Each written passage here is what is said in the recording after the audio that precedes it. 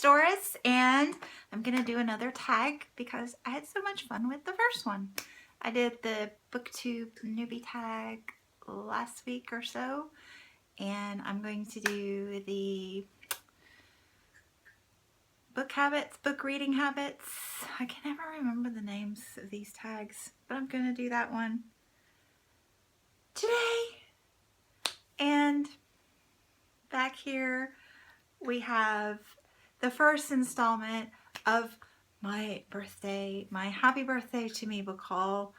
And so obviously you will have an upcoming book buying habits tag. So, but that's not today. Today is my reading habits. And I first decided, I've seen this several times and I've really enjoyed it.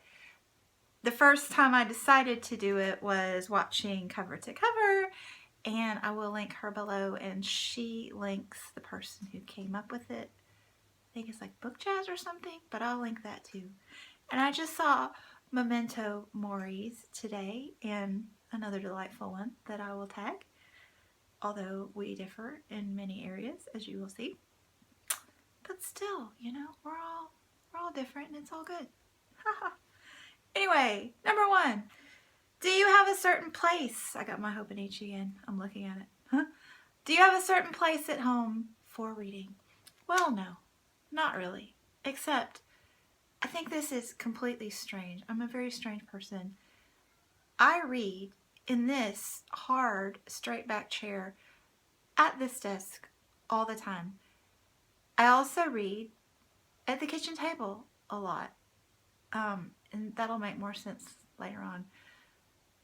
I don't know, it just works for me. I have my computer over there in front of me, and I have all my books to look at because they're so pretty, and I have my little paper crafting hobbies there, and I could just kind of rotate between BookTube and books and planners, and it's just great fun. I sit here a lot. Sometimes I read on the couch with my son while he's, you know, doing whatever it is he's doing, and I do look forward in the evening to getting all cozy in the bed with my stack of books, but that always makes me sleepy much faster than I want it to. So anyway, those are my 3 main places at home, which is basically everywhere. Number 2, bookmark or random piece of paper. Well, I would have to say that prior to BookTube, it was random pieces of paper.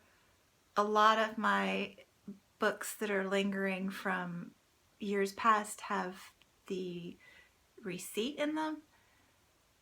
But since joining BookTube, I seem to have stepped it up a notch. I've even found my vintage tasseled bookmarks from, you know, my teenage years, which Mementomori would be so thrilled with. Yeah, I'm kidding.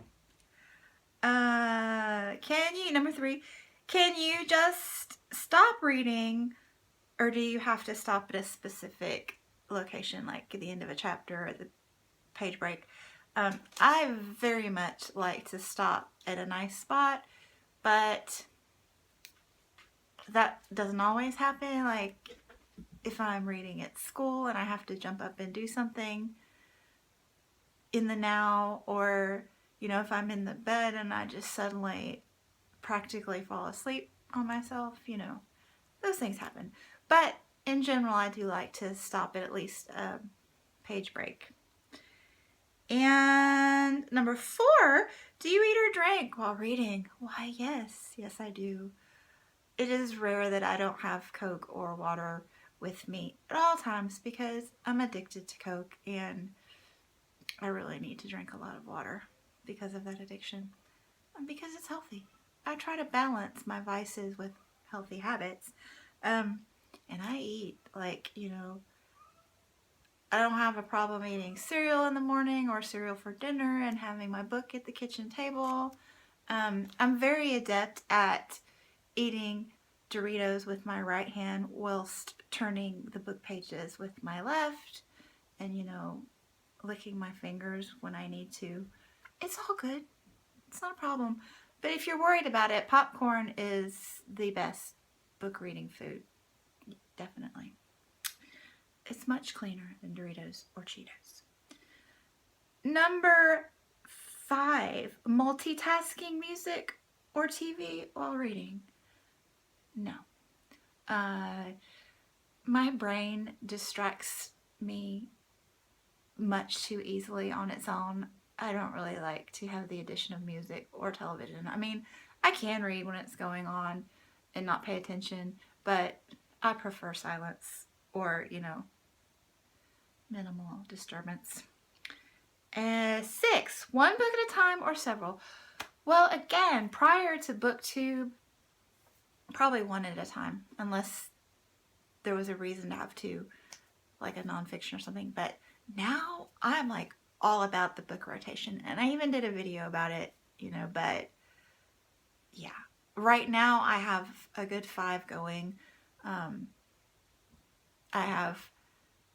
I think this was on my last Friday Reads video. I've got a nonfiction, I've got a book buddy brick, let's call it a brick, Middlemarch, it's a brick. 1984, and a new read and another nonfiction, and I just love rotating between them. It's the best thing ever. I just don't get bored, and I get a lot done, and it's fun. I enjoy it. Number 7, reading at home or everywhere. Oh, everywhere. I keep a book in my bag, my school bag. Son's basketball games or scouts, I take one with me. I rarely read at scouts because I'm committee chair and I have things to do there, but be prepared, right? I was a Girl Scout. Be prepared. Number 8, reading out loud or silently in your head. Silently in my head. Number 9, do you read ahead or even skip pages? Yes, I do. If I'm reading literary fiction, I tend to read all of it. If I'm reading fantasy fiction, young adult, a lot of times, if it's very plot driven, I will do some power skimming if I'm anxious to get to a plot point. Yeah. Same thing with I don't read horror or those. I read a lot of historical fiction, but I don't read a lot of I don't know how to term it, the Tom Clancy pop culture historical fiction kind of thing, that genre. I tend to power read those if I ever get involved in them. And anything that's very descriptive for description's sake, I would power read. Yeah, I do a lot of power skimming. Not a lot, but certain books I do that with. What number am I on? 10. Breaking the spine or keeping it like new. Oh my gosh. Well, I didn't even know this was a thing.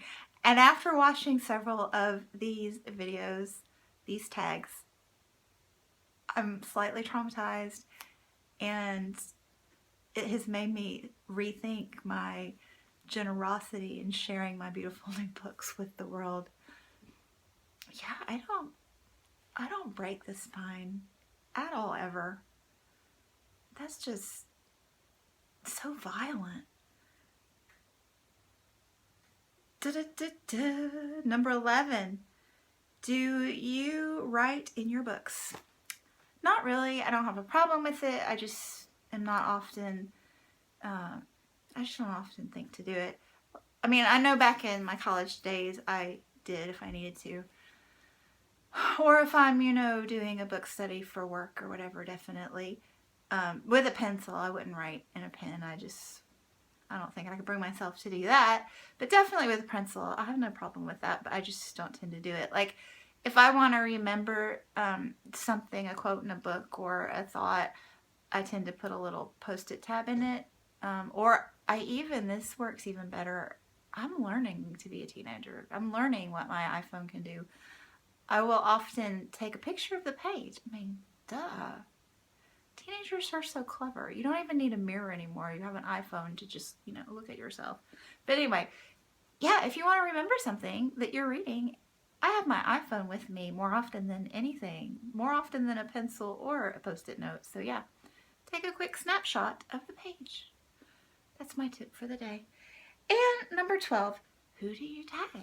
Well, this is hard to find people that need to be tagged, but I have found two, I think. If you've already been tagged and done this, well, it's okay to be tagged again. You don't have to do it again, but you know, I like your channel. So I am tagging Eve's Alexandria and insert literary pun here. And ironically or not, in my haul here, I have a book that was recommended by insert literary pun here. And in my future haul from Book Depository, there will be one from Eve's Alexandria. I know you're so anxious to see which one it is. I'm so excited about my books that are coming. Anyway, thanks for watching, and I will be back soon. Bye.